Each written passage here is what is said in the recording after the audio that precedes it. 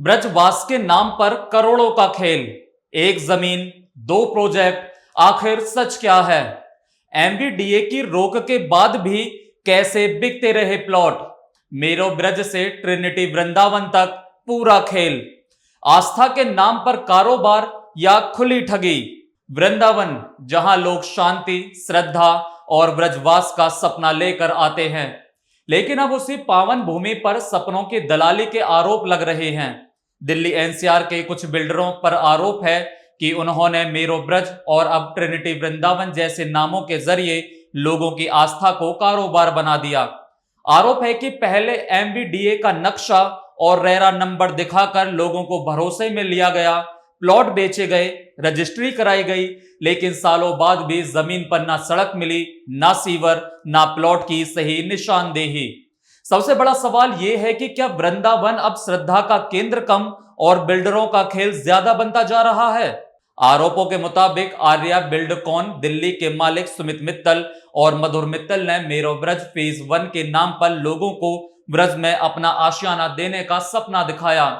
लोगों को बताया गया कि कॉलोनी एमवीडीए से अप्रूव्ड है, चौड़ी सड़कें होंगी, आधुनिक सुविधाएं होंगी और भविष्य में यह प्रोजेक्ट वृंदावन की सबसे प्रीमियम टाउनशिप बनेगा। लेकिन पीड़ित खरीदारों का आरोप है कि 3-3 साल गुजर गए, ना सड़क बनी, ना सीवर लाइन डली, ना ही प्लॉट की सही लोकेशन दिखाई गई। इसमें हमारे में मेरे ब्रज जैन थाने के सामने हमारा इसमें 75 गज का प्लॉट है, फेस 1 भूखंड नंबर 327।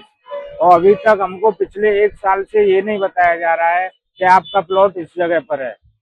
और भी हैं मेरे साथ 12-14 लोग हैं जिनकी रजिस्ट्री हो चुकी है, उनको भी ये नहीं पता है कि हमारी प्लॉट इस जगह पर है। पहले हमको जब हमने प्लॉट ली थी तो 120 फुट का रास्ता दिखाया था, डबल रोड था इसमें। अब वो रास्ता भी सेल करके इन्होंने 50 से 60 फीट का छोड़ा है। ये ट्रिनिटी कंपनी है और आर्या बिल्डकॉन है एक कंपनी इसमें। और हमने जब एमबीडीए में शिकायत की इसकी, कई बार गए तो वहाँ बीसी मैडम ने हमारी सुनी और उन्होंने यहाँ पे ये बोर्ड लगवा दिया जैसा आप देख रहे हैं। एमबीडीए के द्वारा यही किया गया कि जहाँ ये कार्य चल रहा है इनका, जो अपनी ये जमीन बेच रहे हैं और वो रोक दी जाए। और हम बोर्ड लगा रहे हैं इस पे, इन्होंने ये बोर्ड लगा दिया यहाँ पे, उन्होंने अपना ट्रिनिटी कंपनी का बैनर लगा दिया है इस एमबीडीए के बोर्ड पे, जैसा कि आप देख रहे हैं। ये इन्होंने एमबीडीए को भी खुली चुनौती दी है और पुलिस प्रशासन को भी। एमबीडीए का भी ये बोर्ड लगा हुआ है, इसको भी ढक दिया इन्होंने।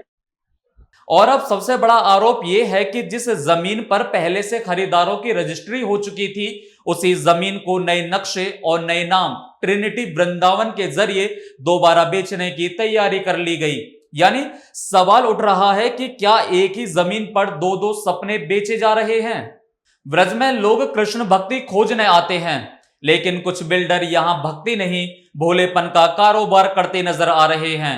आरोप यह भी है कि इन लोगों ने पहले भी अलग अलग कंपनियां और नए नामों के जरिए लोगों को फंसाया, कंपनी बदली, नाम बदला, लेकिन तरीका वही रहा, सपनों का विज्ञापन और जमीन पर सन्नाटा। पीड़ितों का कहना है कि जब शिकायत होती है तो फाइलें घूमती हैं, अफसर बदलते हैं, लेकिन बिल्डर हर बार नए बोर्ड और नए प्रोजेक्ट के साथ फिर बाजार में उतर आते हैं। और सबसे बड़ा सवाल, अगर एमवीडीए ने रोक लगाई थी तो फिर बिक्री कैसे जारी रही? रोक के बोर्ड आखिर किसके संरक्षण में ढके गए? और अगर सब कुछ गलत था तो कार्रवाई अब तक अधूरी क्यों है? मैंने लगभग 3 साल पहले दिल्ली निवासी सुमित मित्तल, मधुर मित्तल और राजकुमारी मित्तल की company Arya Buildcon private limited, चाहत गारमेंट प्राइवेट लिमिटेड आदि से 120 गज की प्लॉट ब्रजवास करने के लिए खरीदी थी, जो मथुरा वृंदावन विकास प्राधिकरण के नक्शा पास है। अभी तक वहाँ पर ना कोई प्लॉट है, ना कोई अभी तक कोई सीवर रोड नहीं बनाया गया है। और जो पहले रोड 120 गज का था उसको छोटा करके 60 फीट का कर दिया गया है। रोड की ज़मीन किसी अन्य व्यक्ति को बेच दिया है और वहाँ जहाँ पर अवैध कब्जा कर लिया है।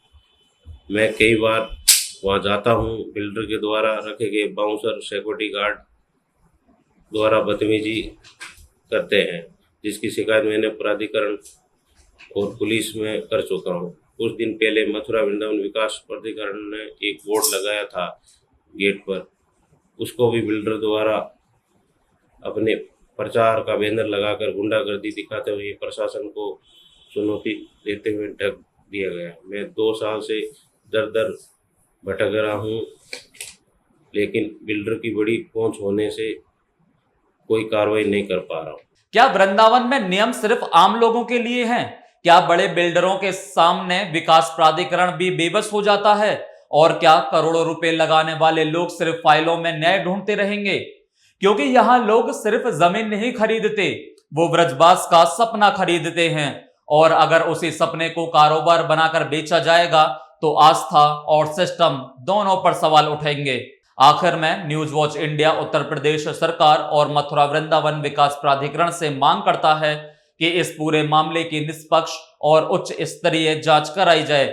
यदि आरोप सही पाए जाते हैं तो दोषियों के खिलाफ कठोर कानूनी कार्रवाई हो, ताकि भविष्य में कोई भी बिल्डर ब्रजभूमि की आस्था और आम लोगों की मेहनत की कमाई के साथ खिलवाड़ करने की हिम्मत ना कर सके। जाते जाते न्यूज वॉच इंडिया आपको भी सावधान करता है कि आप ऐसे जालसाजों से सावधान रहें, ऐसे लोगों के लुभावने लोभ में ना पड़ें, नहीं तो आपकी भी जिंदगी भर की कमाई मिनटों में खत्म हो सकती है। अगर वीडियो आपको पसंद आई हो तो चैनल को सब्सक्राइब करना ना भूलें।